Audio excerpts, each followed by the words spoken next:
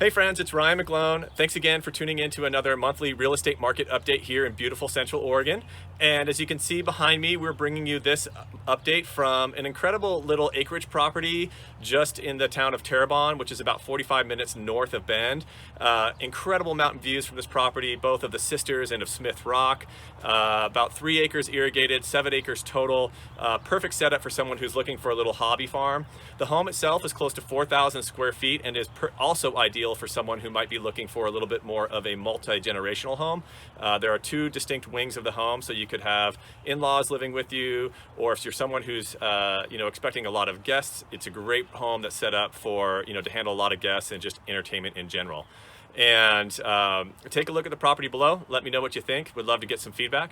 Now, as we take a look towards the real estate market here for March, before we jump into the numbers, I really wanted to take a time just to share with you my experience as to what's going on in my neighborhood, and hoping that you guys are all seeing the same thing. So our neighborhood has really been working on trying to reach out and take care of each other a little bit, watch over each other. Some of us have been doing grocery runs for other people to help minimize the impact of people going out into the community. And one of the things that our neighbors did for us, which was really tremendously special, is for my son's 5-year-old birthday party, which he couldn't really have, they helped us organize a little bit of a surprise for him. So we sent him out on a walk around the block with his mom, and when he came around the alley to get back to our house, all of the neighbors were outside standing in their driveways, nice and socially distanced, and they were able to sing happy birthday to him and wish him a happy birthday as he walked down the alley towards our house. So just something that was very special for us as a family to have in our community, and to have that neighborly support. And I'm really hoping that we all take those opportunities to try to find those similar experiences to help take care of our neighbors. Now, as we take a look at the numbers, as we know, the real estate market isn't necessarily really where people go as a leading indicator to see what's happening in the economy. Most people are looking at equities markets or maybe the retail sector. And so when we're looking at numbers for March, we can see that they came in relatively surprisingly great. The median sales price for homes in Bend was up close to 5%. The average sales price was up 7.5%. We actually saw the number of units close in March come up 20% over last year. So really a very, very rosy picture. And what I tried to do is say, okay, what can we gather from this historical data to see where things are going forward, and what might we expect in the real estate market over the next month or two? And on the analytical side, here's really what we saw. The number of homes that were listed and the number of active listings that are on the market right now in Bend actually came down pretty significantly. So we saw about a 15% reduction in the number of active listings that are on the market as of today.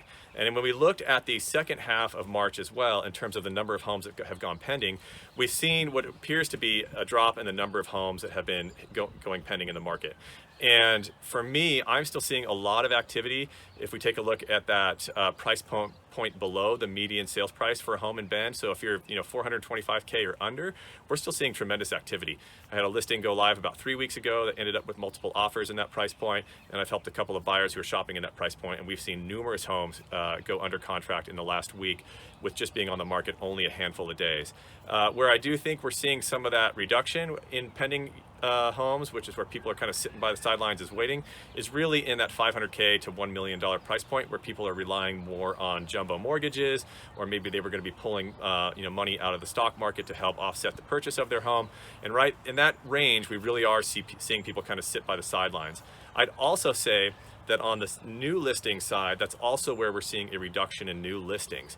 So when we look towards April, as we see fewer homes go pending and fewer new listings hit the market, we're probably going to see maybe not a whole lot of change in terms of where the median sales price comes in for Bend, but we'll see a reduction in just the velocity that we're seeing across the market here in Central Oregon.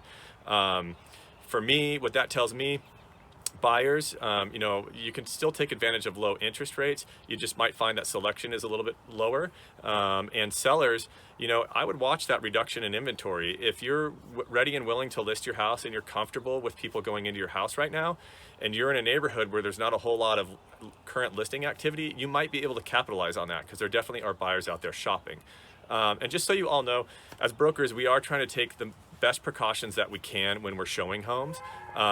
You know, we're all relying more on videos and virtual tours and 3D tours that we're sharing with brokers and clients to review before they go into homes. And then if we are actually showing homes, we are trying to make sure that people have gloves on, some people have masks on, and that we have hand sanitizer with us to really make sure that we're keeping the home as clean as possible.